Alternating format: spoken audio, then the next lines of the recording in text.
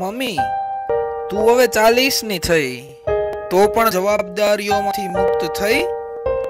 સમય તારો આમ ને આમ વીતી જશે. મમ્મી, ક્યારે જીવીશ તું તારા માટે? બધાના સમય બેખૂબી સાચવ્યા.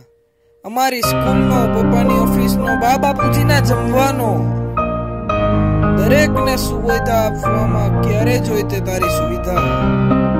મમ્મી, ક્યારે જીવીશ તું તારા માટે? સમય સરકતો જશે, શારીરિક ક્ષમતા તારી ઓછી થશે. બધા જ પોતપોતાની જિંદગીમાં ગોઠવાઈ જશે.